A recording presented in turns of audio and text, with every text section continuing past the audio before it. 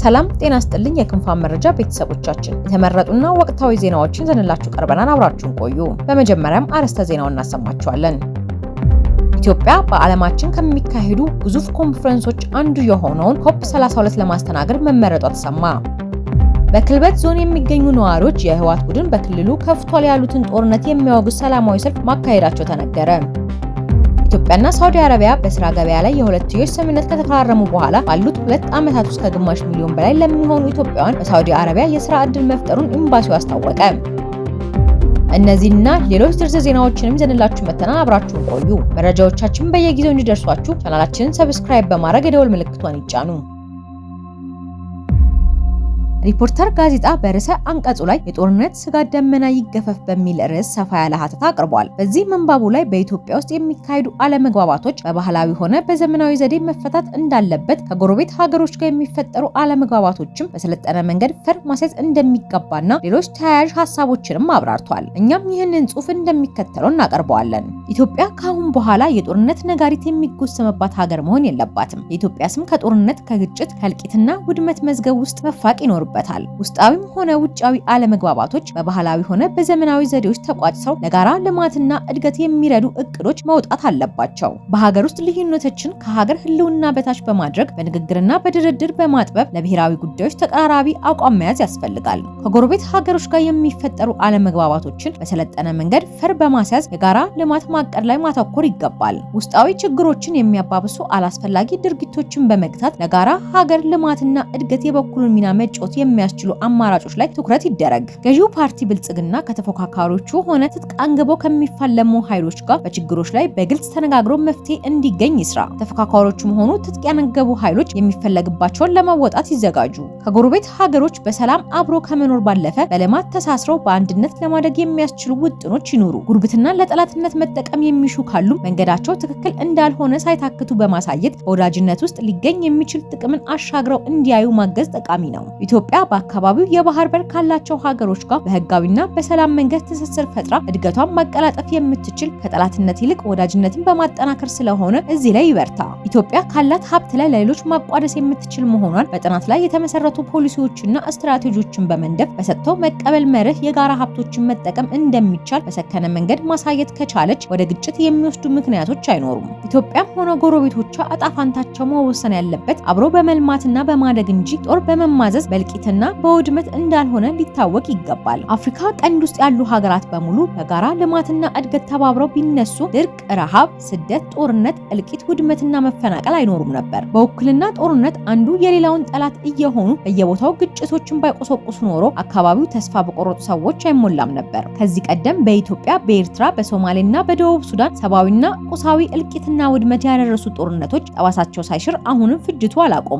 ይባስ ብሎ አንጻራዊ ሰላም የነበራት ሱዳን ሁለት ግለሰቦች በሚያራምዱት የውክልና ጦርነት ምክንያት ህዝቧ እያለቀና እየተሰደደ በመውደም ላይ ነች። ሶማሊያ በአልሸባብ ቁም ስቅሏን እያየች ሲሆን ኢትዮጵያም በተለያዩ ግዛቶች ውስጥ በሚካሄዱ ውጊያዎች ምክንያት ሰላም ከራቃት ሰነባብታለች። በአንጻራዊነት ጅቡቲና ኬንያ ሰላም ቢታይባቸውም በአፍሪካ ቀንድ ውስጥ ያለው ሁካታ ያሳስባቸዋል። መች ሊፈነዳ እንደሚችል የማይታወቅ የጦርነት ስጋት አካባቢውን አስፈሪ አድርጎታል። በባህር በር ይገባኛል ምክንያት በኢትዮጵያና በኤርትራ መካከል የሰፈነው ውጥረት ከአካባቢው አልፎ በሩቅ ያሉትን ጭምር እያሳሰበ ነው። የዓለም አቀፉን ሚዲያና የፖለቲካ ተንታኞች ትኩረት ያገኘው የሁለቱ ሀገሮች ውጥረት ከቃላት ጦርነት አልፎ ወደ ለየለት ጦርነት ሊያስገባቸው እንደሚችል ብዙዎች በስጋት እየተነጋገሩበት ነው። ኤርትራ ከዚህ ቀደም የኢትዮጵያ አካል የነበረች ሀገር ብትሆንም ከኢትዮጵያ ስትለያይ ያለአግባብ የኢትዮጵያ ንብረት የሆነውን አሰብ ወደብ ይዛ የሄደችበት ሁኔታ አግባብ አይደለም በማለት ከኢትዮጵያ በኩል ጠንከር ያለ ጥያቄ እየቀረበ ነው። ይህ ጥያቄ ከዛሬ 30 ዓመት በፊት በበርካታ ኢትዮጵያውያን በከፍተኛ ቁጭት ሲነሳ የነበረ ቢሆንም በወቅቱ ሀገሪቱን በተቆጣጠረው ኢህአዴግ እንዲዳፈን መደረጉ አይዘነጋም። አሁን ግን ያን ቁጭት በማስታወስ ጥያቄው ጠንክሮ ሲቀርብ ሁለቱም ሀገሮች ፍጥጫ ውስጥ ከቷቸዋል። ፍጥጫውን አስቀርቶ በሰጥቶ መቀበል መርህ የሚያግባባ መፍትሄ በማቅረብ ከጠላትነት ይልቅ ወዳጅነትን ማስቀደም ትኩረት ይሻል። በእልህና በግትርነት የሚመራ የጠላትነት ስሜት ተገቶ በህጋዊ በፖለቲካዊና በዲፕሎማሲያዊ መንገድ ችግሩ እንዲፈታ ለማድረግ የተለያዩ አማራጮች እንዲቀርቡ ጥረት ይደረግ። በዚህ ጉዳይ ላይ አስተያየታቸውን የሚሰጡ ኃላፊነት የሚሰማቸው ወገኖች ኤርትራ ከኢትዮጵያ ጋር በልማት ልማት ሊያስተሳስሯት የሚችሉ እድሎችን አታባክን ይላሉ። ለ3 አስርት ዓመታት እየዛገ ያለ ወደብ ታቅፋ መልማት ያልቻለችው የኤርትራ መንግስት ከኢትዮጵያ መንግስት ጋር ተባብሮ ለመስራት ፈቃደኝነትን በማሳየት ከኢትዮጵያ በኩል ማግኘት ያለበትን ተጠቅሞ ህዝቡን ከደህንነት እንዲወጣ ማድረግ እንደሚጠበቅበት ያሳስባሉ። የኢትዮጵያ መንግስትም በስክነትና በብስለት ሁለቱ ሀገሮች ከጦርነት የስጋት ደመና ውስጥ የሚወጡበትን አማራጮች በማቅረብ ኃላፊነቱን እንዲወጣ ይጠይቃሉ። ከዚህ ውጪ እልህና ግትርነት ውስጥ መጠፋፋት እንጂ ልማት የለም ይላሉ። በሌላ በኩል ከትግራይ ኃይሎች ጋር የተገባበት መካረር ረግቦ የፕሪቶሪያ የሰላም ስምምነት ተግባራዊ እንዲደረግ መደላደሉ ይመቻች። በዓለም አቀፍ አደራዳሪዎች አማካኝነት የፕሪቶሪያ የሰላም ስምምነት መፈራረሙ ተኩስ ከማስቆም ባለፈ አንጻራዊ ሰላም በማስፈን ዘለቂታዊ እፎይታ እንዲፈጠር ተስፋ ፈንጥቆ ነበር። ነገር ግን በህወሓት የውስጥ ክፍፍል ምክንያት ልዩነቶች አፍጥጠው ሲወጡ አንጻራዊ የሰላም ተስፋው እየደበዘዘ በህዝቡ ላይ የማይሻር ጠባሳ ትቶ ያለፈው ጦርነት እንደገና ሊጀመር ይሆን የሚል ጭንቀት ተበራክቷል። በፌዴራል መንግስትና ትግራይ ውስጥ በከተማው ህወሓት መካከል የተፈጠረው ቅራኔ ሌላ ዙር ጦርነት ከመቀስቀሱ በፊት በሁለቱ ወገኖች መፍትሄ ይፈለግ። በአማራና በኦሮሚያ ክልሎች እየተካሄዱ ያሉ ደም አፋሳሽ ውጊያዎች በንግግርና በድርድር እንዲቆሙና ዜጎች የሰላም አየር እንዲተነፍሱ እድሉ ይመቻች። ኢትዮጵያ የምትለማውና የምታድገው ሰላም ሲኖር ብቻ ነው። ለዚህም ሲባል የጦርነት ስጋት ደመና ይገፈፍ።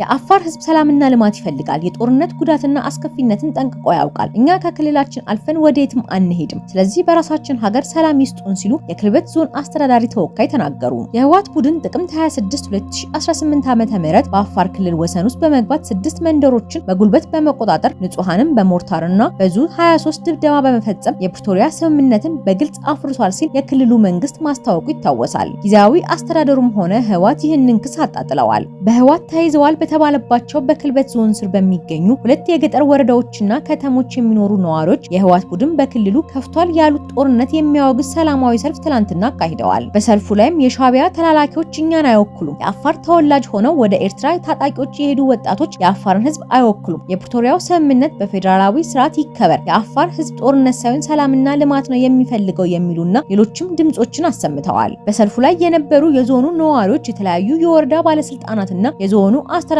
ተወካዮች ስለ ጉዳዩ እንዲህ ብለዋል። ከ3 ዓመት በፊት የህወሓት ቡድን በአፋር ክልል ያደረገው ወረራ በርካታ ጉዳቶችን አስከትሎ ነበር ሲሉ የክልበት ዞን ኢኮኖሚ ዘርፍ ኃላፊና የዞኑ ወኪል አስተዳዳሪ አቶ ኡስማን ሙቱ ተናግረዋል። አሁንም በድጋሚ የጥፋት ቡድኑ ከሰሞኑ በዞናችን በመገሌ ወረዳ ስር በሚገኙ በ6 መንደሮች ላይ ወረራ ፈጽሟል። ይህን እያደረገ ያለው ደግሞ ከኤርትራ መንግስት ጋር በመሆን ነው ሲሉ አክለዋል። እኛ የአፋር ህዝቦች የማንንም መሬት አልወረርንም፣ ማንንም አልዘረፍንም። ስለዚህ የሻዕቢያና የወያኔ ቡድን ተስማምተው የአፋርን ህዝብ የጦርነት ሰለባ እንዲሆን ለማድረግ የሚያደርጉት እንቅስቃሴ ተቀባይነት የለውም። አሁንም ባሉበት ይቆሙልን፣ የወረሩትን አካባቢ ለቀው ይውጡልን። የሻዕቢያ ወታደሮች በአፋር ህዝብ ላይ እያደረሱት ያለው ጉዳት ይቁም። ህዝባችን ሰልፍ የወጣበት ዋና ዓላማ ይህንን የጥፋት ወረራ ለማቆም ነው። በዞናችን ስር በሚገኙ 9 ወረዳዎችና በአንድ የከተማ አስተዳደር ላይ ህዝባዊ የተቃውሞ ሰልፍ አካሂደናል። በሁሉም ሰልፎች ላይ የተነሱ ሀሳቦች ተመሳሳይ ናቸው። የህወሓት ቡድን የወረራቸውን አካባቢዎች ለቋል የሚሉ መረጃዎች በስፋት እየተሰራጩ ነው ያሉት። እውነታው ግን አልለቀቁም። እኔም ያለው ታጣቂዎች በወረሩት አካባቢ ነው። የክልላችን ሚኒሻዎችና የፖሊስ አባላት ታጣቂዎችን በቅርብ ርቀት እየተከታተሉ ነው። የህወሓት ቡድን ከሰሞኑ ወረራ የፈጸመባቸው 6 መንደሮች ለቋል የሚሉ መረጃዎች ሐሰተኛ ናቸው። ቡድኑ ለፕሮፓጋንዳ እየተጠቀመበት ነው እንጂ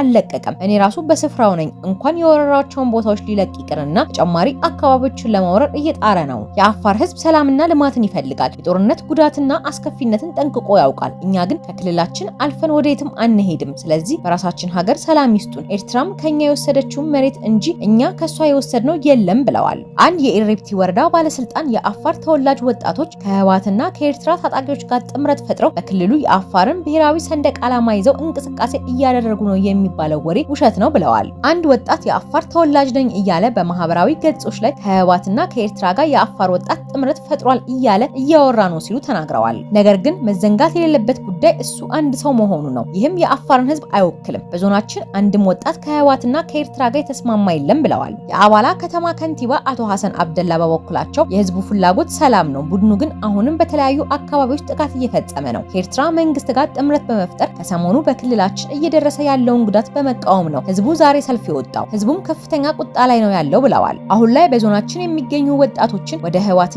ኤርትራ ታጣቂዎች ጋር ጥምረት ለማስገባት ሰፊ እንቅስቃሴ እየተደረገ ነው። የአፋር ወጣቶች ከኛ ጋር ጥምረት ተፈጥረዋል እያሉም ነው። ይህ ግን የማስመሰል ነው። አንድም ወጣት አልተቀላቀለም። የህዝባችን ጥያቄ ህወሓት ከወረረባቸው አካባቢዎች በፍጥነት ለቆ ይውጣ የሚል ነው ሲሉ አስረድተዋል። ኢትዮጵያ በዓለማችን ከሚካሄዱ ግዙፍ ዓለም አቀፍ ኮንፈረንሶች አንዱ የሆኑ የተባበሩት መንግስታት የአየር ጠባይ ስብሰባ ኮንፈረንስ ኦፍ ዘ ፓርቲስ ኮፕ እንድታስተናግድ ጫፍ መድረሷ ታወቀ። ከአንድ ዓመት በኋላ የሚካሄደው ኮንፈረንስ ኮፕ 31 ለማስተናገድ ተርኪና አውስትራሊያ እየተፎካከሩ ሲሆን ከ2 ዓመት በኋላ የሚካሄደው ኮፕ 32 ግን ወደ ኢትዮጵያ ያደላ እንደሆነ መረጃዎች ያሳያሉ። ዘንድሮ በብራዚል እየተካሄደ ያለውን የስብሰባ አጀንዳ ጠቅሶ ሮይተርስ እንደዘገበው ተሳታፊ ሀገራት ኢትዮጵያ ኮፕ 32ን እንድታዘጋጅ በመርህ ደረጃ ተስማምተዋል። ይህንንም በብራዚል እየተካሄደ ያለው ኮፕ 30 ፕሬዝዳንት አንድሬ ኮሪያ ዶሎጎ አረጋግጠዋል። የኢትዮጵያ የአስተናጋጅነት ምርጫ በተሳታፊ ሀገራት እንደሚደገፍ የሚጠበቅ ሲሆን እሱም በዛሬው ዕለት እንደሚፈጸም ይጠበቃል። ኢትዮጵያ የአየር ጠባይ ስብሰባውን ለማስተናገድ ጥረት ማድረግ የጀመረችው መስከረም ላይ መሆኑን የታወቀ ሲሆን ከናይጄሪያ ጋር ፉክክር መደረጉ ተጠቅሷል። ይሁንና የአፍሪካ ሀገራት ቢሮ ኢትዮጵያን መምረጡ ታውቋል። የኮፕ ስብሰባዎች በዓለም ዙሪያ በየተራ እየተዟዟረ የሚካሄድ ሲሆን የዘንድሮውን ስብሰባ ብራዚል እያስተናገደች ትገኛለች። በስብሰባው ላይ እንደ አሜሪካ፣ ሩሲያ፣ ቻይና፣ ብራዚል፣ እንግሊዝ ያሉት ሀገራት መሪዎች የሚገኙ ሲሆን ከ40 ሺህ እስከ 50 ሺህ የሚደርሱ ተሳታፊዎችም ይታደሙበታል። በዘንድሮ ስብሰባ ላይ የ60 ሀገራት መሪዎች የተገኙ ቢሆንም የአሜሪካው ፕሬዝዳንት አለመገኘታቸው ታውቋል። የኮፕ ኮንፈረንስ ሀገራት በዓመት አንዴ ተሰብስበው አሳሳቢ እየሆነ በመጣው የአየር ጠባይ ለውጥ ዙሪያ ያለውን ሁኔታ የሚገመግሙበት፣ ስምምነቶች የሚፈጽሙበት እንዲሁም የአየር ንብረት ለውጦች ለመከላከል ቀጣይ እርምጃዎችን የሚያዘጋጁበት ነው። ኢትዮጵያ እንደ አፍሪካ ህብረት ያሉ ስብሰባዎችን በማዘጋጀት ካላት ልምድ ባለፈ በቅርብ ዓመታት በርካታ ችግኞችን በመትከል ያሳየችው እምርታ ተመራጭ እንዳደረጋት ታውቋል። ኢትዮጵያና ሳውዲ አረቢያ በስራ ገበያ ላይ የሁለትዮሽ ስምምነት ከተፈራረሙ በኋላ ባሉት 2 ዓመታት ውስጥ ከግማሽ ሚሊዮን በላይ ለሚሆኑ ኢትዮጵያውያን የስራ ዕድል መፍጠሩን በሳውዲ አረቢያ የሚገኘው የኢትዮጵያ ኤምባሲ አስታወቀ። በሳውዲ አረቢያ የኢትዮጵያ አምባሳደር ዶክተር ሙክታር ከድር በሪያድ እየተካሄደ በሚገኘው 7ኛው የሰው ኃይልና ማህበራዊ ልማት ኤክስፖ ላይ እየተሳተፉ ነው። አምባሳደር ዶክተር ሙክታር ከድር በኤክስፖ መክፈቻ ላይ ባደረጉት ንግግር ሁለቱ ሀገራት የዘመን ተሻጋሪ ግንኙነታቸውንና መልክዓ ምድራዊ ቅርበታቸውን በመጠቀም ለጋራ እድገት በኢኮኖሚ በቴክኖሎጂና በእውቀት ሽግግር ላይ በትብብር እየሰሩ መሆኑን ገልጸዋል። በፈረንጆቹ 2023 የተፈረመው የስራ ገበያ ስምምነት በህጋዊ ማዕቀፍ ተበጅቶለት መጀመሩን ጠቅሰው ሀገራቱ የሁለትዮሽ ስምምነት ከተፈራረሙ ወዲህ በ2 ዓመታት ውስጥ ከግማሽ ሚሊዮን በላይ ኢትዮጵያውያንን በሳውዲ የስራ ዕድል ተፈጥሮላቸዋል ብለዋል። ኢትዮጵያ በኤክስፖ ላይ መሳተፏ በሰው ኃይልና አቅርቦት ገበያ በቴክኖሎጂ በመታገዝ ተወዳዳሪ ሆና ለመቀጠር የስራ ዕድልን ለማመቻቸት የዜጎችን ሁለንተናዊ መብትና ደህንነት ለመጠበቅ የሚያግዝ መሆኑን አመልክተዋል። በተጨማሪም ህጋዊ ባልሆነ መንገድ የሚደረገውን ፍልሰት ለመቀነስ ከባለድርሻ አካላት ጋር ለመወያየት መልካም ዕድል የሚፈጥር ነው ብለዋል። በኤክስፖ ላይ ኢትዮጵያን ጨምሮ 14 ሀገራት የተሳተፉ ሲሆን በሰው ኃይል ዘርፍ ባለድርሻ አካላትን ለማገናኘት ያለመ መሆኑንም ተገልጿል።